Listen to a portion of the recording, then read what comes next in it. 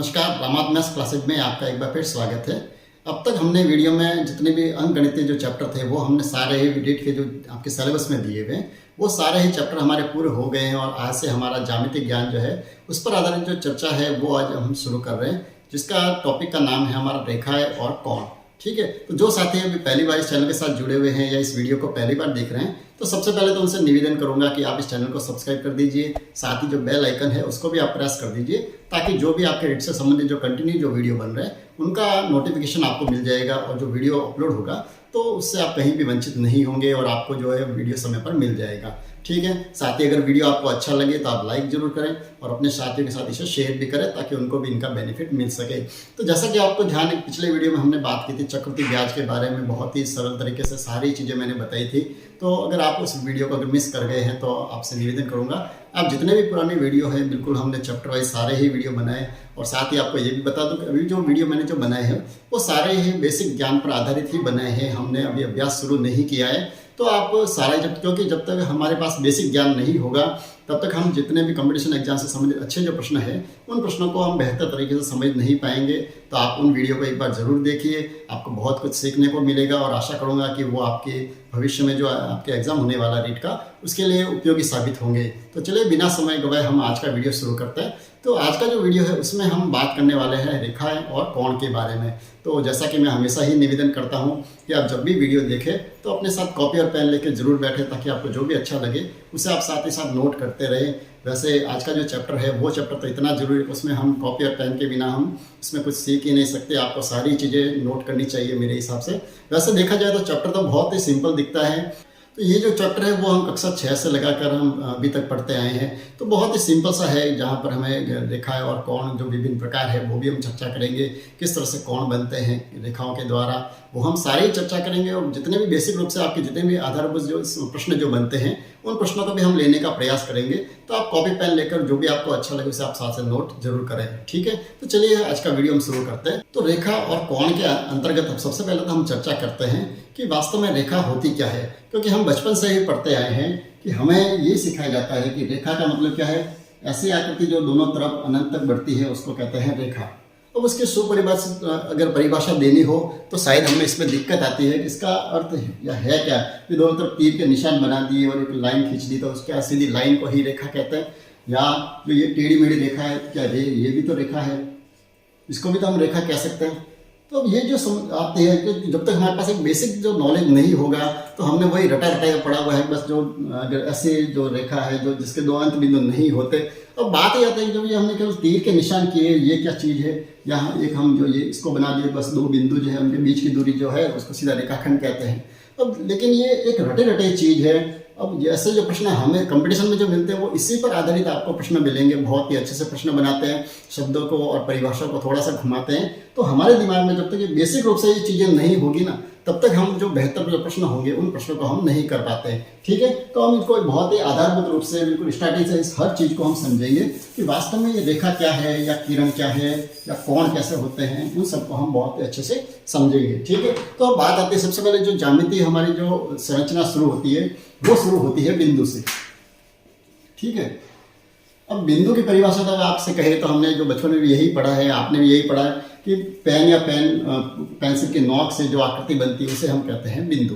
ठीक है, तो वैसे ये सही है कि बिंदु की जो न तो उसका कोई आकार है, उसकी न लंबाई है न चौड़ाई है, लेकिन ये ध्यान रखें समतल हम जो बात कर रहे हैं दो तरह के तल की बात करेंगे। ठीक है, एक तो समतल और एक होता है वक्रतल। ठीक है, ये तल की बात भी हमें इसमें जरूरी है जानना, क्योंकि समतल का अर्थ होता है बिल्कुल एक सपाट जो सतह होती है उसके ऊपर कोई भी आकृति बनती है और वक्रतल का मतलब जो ऊबड़ खाबड़ जो सतह होती है वो।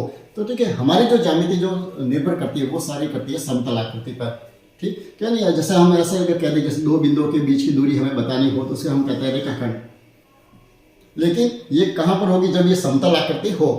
अब यही चीज अगर ऐसे ऊबड़ खाबड़ हो इस तरह से, अब अगर हमें कह दिया जाए इन दो बिंदुओं के बीच की दूरी है तो क्या ये रेखाखंड होगा? तो ये यहाँ से यहाँ तक की दूरी, तो ये रेखाखंड नहीं होगा क्योंकि ये एक वक्र तल है और ये वक्र रेखा है। ठीक है, तो हमारी जो ज्यामिति है वो सारी किस पे निर्भर तो हमारी जो ज्यामिति है वो सारी निर्भर करती है समतल पर। यानी समतल पर जितनी भी आकृतियां हम बनाएंगे वो हमारी सारी ज्यामितीय आकृतियां होंगी। ठीक है, तो सबसे बात हम कर रहे थे बिंदु की। तो बिंदु क्या है वास्तव में, इसको सही जो इसकी परिभाषा है वो यह है, ये भी क्या है, एक वृत्त है। क्या है ये बिंदु जो है वो क्या है, एक वृत्त है, जिसकी हम इसको जो कहें, इसको क्या कहेंगे, ये केंद्र से और ये इसकी जो परिधि है, इसके बीच का जो भाग उसको हम कहते हैं त्रिज्या। ठीक है, जब हम वृत्त पढ़ेंगे तो मैं बहुत ही अच्छे से समझाऊंगा। तो ये त्रिज्या जो है, यानी एक बिंदु एक ऐसा वृत्त है जिसकी त्रिज्या जो है वो लगभग जीरो है। क्या है, लगभग जीरो है, बिल्कुल जीरो के करीब है। अगर जीरो त्रिज्या लेके हम अगर एक वृत्त बनाएं तो वो जो आकृति बनती है उसे कहते हैं बिंदु। ठीक है, अब ये ज़्यादा लंबा चौड़ा हमारे एग्जाम में नहीं आने वाला है, तो हम इस पर ज़्यादा चर्चा नहीं करने वाले। और हम जो चर्चा ये बिंदु मैंने इसलिए लिया है क्योंकि बिंदु से ही हमारी जो है वो रेखा की रचना होती है। ठीक है, अब आप कहेंगे ये रचना कैसे होती है, तो देखिए रेखा जो है वो वास्तव में क्या है, ये जो बिंदु है इन बिंदुओं का बिंदु पथ है। यानी जब बहुत सारे बिंदुओं को हम एक ही सीध में, एक ही दिशा में अगर हम उनको इस तरह से व्यवस्थित करें, तो ये जो है बिंदु, अभी तो आपको इनके बीच में गैप भी दिख रहा होगा, लेकिन वास्तव में जो बिल्कुल बिना गैप के हम अगर सारे ही बिंदुओं को एक पथ में अगर इसको समायोजित करें तो वो बनेगी रेखा। ठीक है, यानी रेखा जो है वो वास्तव में क्या है, बिंदुओं का बिंदु पथ। क्योंकि हम अब कंपटीशन के लायक पढ़ रहे हैं तो हमें जो है वो कैसे होना चाहिए, बिंदुओं का बिंदु पथ, वो कहलाती है रेखा। अब बिंदु जो है उन बिंदुओं को कहाँ तक रखें, जितने रखेंगे तो इसका कोई अंत नहीं हो सकता, इसलिए हम दोनों तरफ इसके तीर के निशान करते हैं। ठीक है, इसलिए रेखा को जो हम प्रदर्शित करते हैं वो किस तरह से, इस तरह से करते हैं। यानी ये जो है रेखा जो है वो वास्तव में क्या है, बिंदुओं का बिंदु पथ, यानी बहुत सारे बिंदुओं का समूह है, उस बिंदुओं के समूह को ही हम क्या कहते हैं, रेखा। ये आप ध्यान रखिए। इसलिए हम कहते हैं कि रेखा के दो अंत बिंदु नहीं होते हैं, क्योंकि आप बिंदु हम इनको कंटिन्यू कहीं तक भी जमा सकते हैं, तो वो हमारी कहलाती है रेखा। अब बात आती है, अगर हम किन्हीं भी दो बिंदु है उनके बीच वाला ही केवल जो बिंदु पथ है उसको अगर हम यूज लें तो वो कहलाएगा रेखाखंड। क्या कहलाएगा, रेखाखंड। सीधा नाम से स्पष्ट, रेखाखंड का मतलब होता है टुकड़ा। यानी ये जो पूरी एक रेखा है, इस रेखा के हम इस बिंदु से और इस बिंदु के बीच की जो दूरी है या बीच का जो भाग है, जो बीच का जो बिंदु पथ है, उसे हम कहेंगे रेखाखंड। ठीक है, आप साथ ही साथ इसको नोट भी करते जाइए। बहुत ही धीरे से मैं आराम से सारी चीज़ें समझा रहा हूँ। हमारा वीडियो बड़ा बनेगा तो हम चिंता ना करें, हम उसको बोले दो भागों में बांट लेंगे, लेकिन आपको हर चीज़ को बहुत ही व्यवस्थित तरीके से समझाना मेरा फर्ज है। ठीक है, तो चलिए, तो बात की हमने बिंदु की, उसके बाद में हमने देखा रेखा। तो रेखा क्या है, वास्तव में बिंदुओं का बिंदु पथ है। और उसके बाद में आता है बात रेखाखंड की। रेखाखंड जो है वो क्या है, रेखा का ही एक भाग है, यानी दो बिंदुओं के बीच की दूरी है। ठीक है, तो दो बिंदुओं के बीच की जो दूरी है या बिंदु पथ है बीच का, वो कहलाता है रेखाखंड। ठीक, अब इससे आगे बढ़े। अब हम बात करें, जैसे यहाँ तो मैंने क्या किया, दोनों तरफ हमने बिंदु लगा, बीच की दूरी हमने क्या किया, निर्धारित कर दी, तो वो हो गए हमारे रेखाखंड। अब अगर हम एक काम करें कि ये जो रेखा है, ये जो रेखा है, इस रेखा का मैं केवल एक तरफ हम एक बिंदु निर्धारित करें। ठीक है, अब यहाँ से मैंने बिंदु यहाँ निर्धारित कर दिया और एक तरफ जो इसका बिंदु पथ है वो आगे बढ़ ही जा रहा है। अब इसको हम क्या कहेंगे, तो ध्यान रखें, ये जो है, जैसे एक तरफ तो हमने इसका बिंदु निर्धारित कर दिया, इससे आगे तो हम इसके बिंदु पथ काम में नहीं ले रहे, तो हमने यहाँ एक बिंदु निर्धारित कर दिया। तो इस बिंदु से एक तरफ जो रेखा वाला जो भाग बढ़ता है, इसको कहते हैं किरण। ठीक है, तो सबसे पहले बिंदु, उसके बाद में बिंदुओं का बिंदु पथ है वो कहलाती है रेखा। दो बिंदुओं के बीच का जो बिंदु पथ है या दूरी है वो कहलाएगी रेखाखंड। और जब एक तरफ उसका अंत बिंदु, इस बिंदु का मतलब है उसका अंत बिंदु, जो रेखा है उसका हम क्या मान रहे हैं, अंत बिंदु। अंत का बिंदु है, इसके बाद में कहीं कोई एक बिंदु भी नहीं है, इसलिए इसको कहते हैं अंत बिंदु। इसके आगे वाला एक भी बिंदु हम उपयोग में नहीं ले रहे। तो एक तरफ एक अंत बिंदु हो अगर, और वो बिंदु पथ जो है अगर एक दिशा में बढ़ रहा है, उसे हम कहते हैं किरण। ठीक है, तो ये इतनी परिभाषा आपके सामने हो गई, बिंदु की हो गई, रेखा हो गई, रेखाखंड हो गया और किरण हो गई। ठीक है, अब हम रेखा से आगे बढ़ते हुए अब हम जो पढ़ेंगे, अगर एक ही बिंदु है, अंत बिंदु वो का वो। ठीक है, अब यहाँ से अगर जैसे हमने किरण को समझ लिया, किरण एक चीज है, तो इस बिंदु से अगर हम एक किरण तो हमने इस दिशा में जा रही है, और यहाँ से एक दूसरी किरण इसी बिंदु से किसी अन्य दिशा में अगर जा रही हो। ठीक है, तो इन दो किरणों से जो आकृति बनेगी वो आकृति कहलाती है कोण। ठीक है, यानी कोण किसे कहेंगे हम, ऐसी दो किरणें जिनका एक उभयनिष्ठ बिंदु हो। अब उभयनिष्ठ की बात आती है क्योंकि इसमें हमें बहुत सारे शब्द ऐसे मिलेंगे। उभयनिष्ठ का अर्थ होता है ऐसा बिंदु जो दोनों के लिए ही उभय हो या कॉमन हो, एक ही बिंदु हो, जिस एक ही बिंदु से ये दोनों किरणें निकल रही है, तो उसे हम कहते हैं उभयनिष्ठ। ठीक है, अब इस उभयनिष्ठ बिंदु इसको हम कहते हैं शीर्ष। जहां पर कोई भी दो भुजाएं आके मिलती है या दो कोण किरणें आके मिल रही है, वो कहलाता है इसका शीर्ष। ठीक है, अब ये जो रेखा है और इसको ज्यामितीय भाषा में क्या कहते हैं? भुजा। ठीक है, इस कोण की कितनी भुजाएं? दो भुजाएं। और जहां दोनों भुजाएं आके मिलेगी उसे हम क्या कहेंगे? शीर्ष। ठीक है, अब हम इसको अगर नामकरण भी करना चाहें किसी भी कोण का, उस कोण का हम नाम दे सकते हैं, जैसे मैंने दिया इसका नाम ए, बी और सी। ठीक है, अब इसको हम कैसे लिखेंगे? इसको लिखने का तरीका होगा, ये कोण का निशान है, कोण ए, बी और सी। ठीक है, हम अगर इसको इस तरह से लिखें, अगर ए, बी और सी, तो भी ये कोण है। और हम इसको विपरीत दिशा में भी लिख सकते हैं, सी, बी, ए, सी, बी, ए, तो भी वो कोण ही कहलाएगा। ठीक है, अब कहीं पर हमें जो कोण ऐसा दिया हुआ हो तो हम कैसे निर्धारित करें कि हमारे कौन सा कोण दिया हुआ है? जैसे कोई कोण दिया हुआ है पी, क्यू, आर। ठीक है, अब इसमें आप ध्यान ये रखें कि इसमें शीर्ष कौन सा होगा इस कोण का? जो इसका मध्य जो नाम लिखा हुआ है, जैसे यहाँ पर कौन सा लिखा हुआ है? क्यू, तो इस कोण का जो शीर्ष होगा वो होगा क्यू। क्योंकि ऐसे प्रश्न खूब सारे आएंगे जब हमें ऐसा लिखा हुआ कोण पी क्यू आर बराबर 70 डिग्री लिखा हुआ। अब हमें वहाँ समस्या ये होती है कि हमें ये नहीं पता चलता कि ये 70 डिग्री कौन सा है, पी जो लिखा है वहाँ पर है, या क्यू लिखा वहाँ पर है, या आर लिखा वहाँ पर है। तो आप ध्यान रखें, जो हमें बीच में जो दिया हुआ होगा मध्य में, वो होगा हमारा शीर्ष। ठीक है, तो कोण जो होगा कौन सा होगा? जहाँ पर क्यू लिखा हुआ होगा वो 70 डिग्री लिखा हुआ है। ठीक है, तो ये यहाँ इतनी चीज जब दिमाग में हो जाएगी तो हम जो आगे की जो परिभाषा है उन परिभाषा को भी बहुत थोड़ा बेहतर तरीके से हम समझ पाएंगे कि वास्तव में कोण कितने प्रकार के होते हैं, या रेखाएं जो है वो रेखाएं कितने प्रकार की होती हैं। ठीक है, ये दोनों ही जब चीजें हमारे दिमाग में पूरी तरह से आ जाएगी तो ये चैप्टर के जो प्रश्न होंगे उन प्रश्नों को भी हम बहुत ही बेहतर तरीके से कर पाएंगे। चलिए, तो हम जब कोण की बात कर रहे हैं तो पहले एक बार हम कोण को एक बार पूरा समझ लेते हैं कि कोण क्या है। ठीक है, अब कोण जो है हमने परिभाषा में तो देखा है, किसी एक बिंदु से निकलने वाली जो दो किरणें हैं उन किरणों के बीच की जो आकृति है उसको कहते हैं हम कोण। ठीक है, अब कोण जो है वो कितने प्रकार के होते हैं? सबसे पहला जो कोण वो होता है न्यून कोण।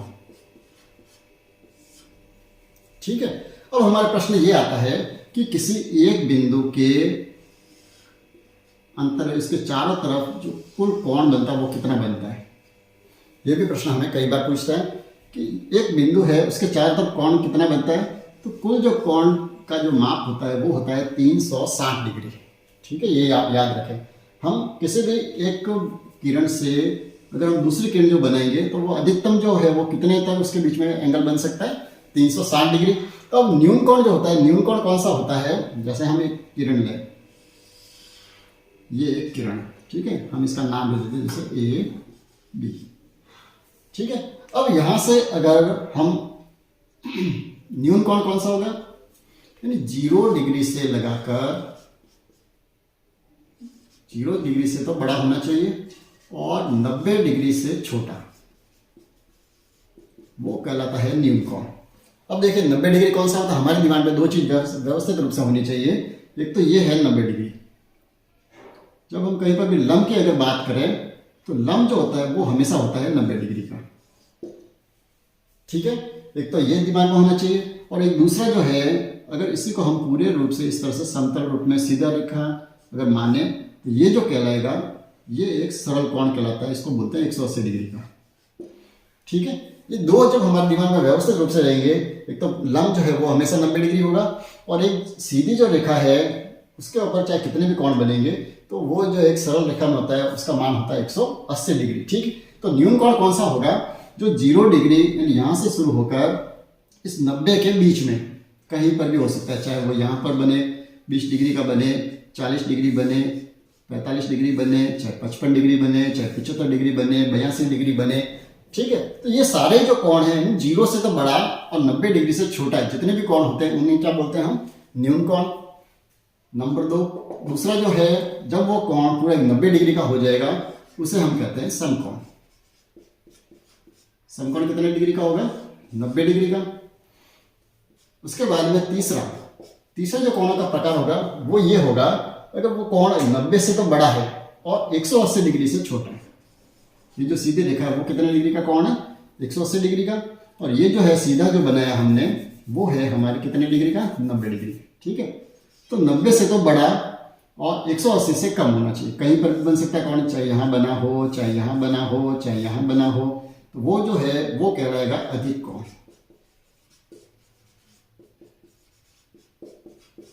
ठीक है। अधिक कोण कौन सा होगा, जो 90 डिग्री से तो हो बड़ा व 180 डिग्री से हो कम, वो कहलाएगा अधिक कोण। वापिस समझिए, 90 और 0 के बीच में जो कोण बनेंगे उसको तो बोलते हैं हम न्यून कोण।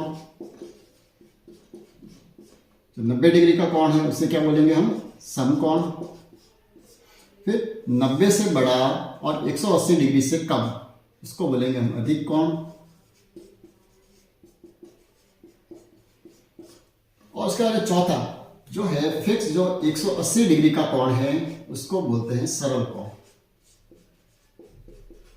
इसका दूसरा नाम भी है रिजु कोण। दोनों ही नामों से इसको संबोधित किया जाता है। तो ध्यान रखें, जो सरल कोण जो है वो कितने डिग्री का होगा, 180 डिग्री का। और अब 180 से बड़े भी एंगल होते हैं, कितना, 180 से बड़ा। अब यहाँ पर एंगल भी बन सकता है, यहाँ पर भी बन सकता है, इधर भी बन सकता है, इधर भी बन सकता है। ऐसा एंगल जो कितना होना चाहिए, इसको बोलते हैं प्रतिवर्ती कोण।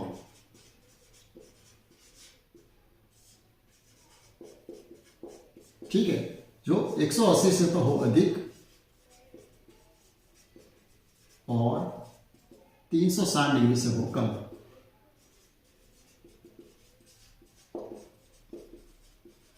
ये यानी ये यहां से लगाकर यहां तक का जो पूरा कोण है इसको बोलते हैं प्रतिवर्ती कोण। ठीक है। और उसके बाद में जो पूरा जो कोण है, अगर पूरा ही कोण बन रहा है कितने डिग्री का, अगर 360 डिग्री का अगर कोई कोण बनता है तो उसको कहते हैं संपूर्ण कोण। ये होता है कितने डिग्री का, 360 डिग्री का। चलिए, तो ये तो हमने एक ग्राफ के द्वारा समझा। अब इस प्रश्न को थोड़ा सा व्यवस्थित रूप से समझते हैं कि हम प्रश्न में कैसे पता लगाएं कि ये न्यून कोण है या अधिक कोण है या ये सरल कोण है या ये समकोण है। ठीक है। अब उसका हमें पता कैसे चलेगा, जैसे क्योंकि पेपर में तो हमारे केवल इस तरह से एक डायग्राम बना हुआ आएगा। जैसे ये एक एंगल दिया हुआ है इस तरह से, यहाँ पर केवल थीटा लिखा हुआ, थीटा लिखा हुआ भी मिल सकता है, या कोई कोण ऐसे दे दिया, नाम दे सकते हैं। जैसे लिखा हुआ है ए, बी और सी। ठीक है। तो अब इस तरह से कोण दिया, अब हमें उसको देख के केवल पता लगाना है क्योंकि ये कोण न्यून कोण होगा, अधिक कोण है या समकोण है। तो वैसे चित्र को देखने से हम मालूम पड़ रहा है, क्योंकि ये जो है आप सीधा इसको हिसाब लगाए कि ये 90 डिग्री है, तो 90 से ये कम बढ़ रहा है तो ये क्या होगा, न्यून कोण होगा। या अगर इसकी आकृति इस तरह से बनी हुई हो तो हम इसको सीधा ही देख के पता लगा सकते हैं कि ये जो है क्या होगा, ये जो कोण बना हुआ है 90 से बड़ा दिख रहा है और 180 से कैसा है, कम। यानी आप दो चीज दिमाग में रखें, एक तो ये 90 डिग्री और एक 180 डिग्री। अब उसके आधार पर पता लगा सकते हैं कि ये 90 से अगर कम होगा तो वो न्यून कोण होगा, अगर वो सीधा 90 डिग्री हो रहा है तो वो समकोण हो जाएगा, अगर वो समकोण से बड़ा दिख रहा है तो वो क्या होगा, अधिक कोण। 180 डिग्री है तो सरल कोण, और अगर 180 से भी अगर वो बड़ा बन रहा है इस तरह से, तो ये हो जाएगा कौन सा, प्रतिवर्ती कोण। ठीक है। अब कंपटीशन एग्जाम में क्या करते हैं, इस प्रश्नों को थोड़ा सा और घुमाते हैं। जैसे अब इसमें क्या करते हैं, इसकी जगह ये घेरा अगर इस तरफ बना हुआ हो तो ये कौन सा कोण होगा, क्योंकि सीधे कोण तो हम बहुत जल्दी पहचान लेते हैं। अब हमें ये देखना पड़ेगा, ये जो कोण है ये उल्टा बने हैं, तो आप उल्टा जब भी कोण बना हुआ हो तो आप उसको क्या करें, हम इसको इस दिशा से देखना शुरू करें, आप यहाँ से 90 देखना शुरू करें। तो हमें शुरू तो कहाँ से करना पड़ेगा, यहीं से बनाएंगे। तो यहाँ से इनके बीच में अगर कोण बनता है तो वो होगा न्यून कोण। अब यहाँ से 90 डिग्री से ज़्यादा दिख रहा है हमें, तो ये जो है ये कौन सा कोण होगा, अधिक कोण। ठीक है, तो आप दोनों ही तरीके से समझे। जैसे एक कोण इस तरह से दिया हुआ है और इसका जो है वो अर्धवृत्त जो है वो यहाँ पर बना हुआ है, तो प्रश्न ऐसे भी मिलेंगे। तो हमें सीधा दिमाग में ये नहीं रखना कि ये तो छोटा सा दिख रहा है इसलिए सीधा है ये न्यून कोण है, क्योंकि ये न्यून कोण नहीं है। ये जो एंगल है वो कहाँ से शुरू हो रहा है, इस निशान का मतलब ये है कि ये कोण यहाँ से दूसरी इसकी जो किरण है वो यहाँ से घूम के यहाँ तक जा रही है। इसका अर्थ ये हुआ कि ये जो कोण है वो कितना है, देखिए हम यहाँ से शुरू करें तो यहाँ से यहाँ तक है 90 डिग्री, उससे भी बड़ा है। यहाँ तक हो गया 180 डिग्री, उससे भी बड़ा है। और यहाँ से आगे बढ़ते हुए लेकिन 360 से कम है, इसका मतलब ये कौन सा कोण है, प्रतिवर्ती कोण है। ठीक है, तो ये जो है हमारे दिमाग में बहुत ही अच्छे से होनी चाहिए, क्योंकि ये चीज़ अगर दिमाग में हमारे नहीं होगी तो हमें जो है प्रश्न समझ में ही नहीं आएंगे कि कौन किस तरह से बना हुआ है, और प्रश्न जो है हम देखते देखते उसको हम गलत कर सकते हैं। तो आप सबसे पहले तो ये जो बेसिक जो आज हमने जो चर्चा की है कोणों के बारे में, आप उनको अच्छे से एक बार नोट कर लीजिए, ताकि जो हम प्रश्न जो आगे जो करेंगे तो उसमें आपको कहीं भी दिक्कत नहीं आएगी। तो आशा करूंगा ये जो वीडियो आपके लिए बहुत ही उपयोगी होगा। तो हम आगे जो है अगले वीडियो में हम चर्चा करेंगे रेखाओं के बारे में, इस तरह से कि रेखा जो है वो कितने प्रकार की होती है, और उन रेखाओं के द्वारा ही हम जो विभिन्न प्रकार के जो कोणों के और जो प्रकार है उन कोण प्रकारों को भी हम चर्चा करेंगे। तो आज के लिए हम इतना ही करते हैं, तो मिलते हैं अगले वीडियो में। अगर वीडियो आपको अच्छा लगा हो तो आप लाइक जरूर करें और अपने साथी के साथ इसे शेयर भी करें।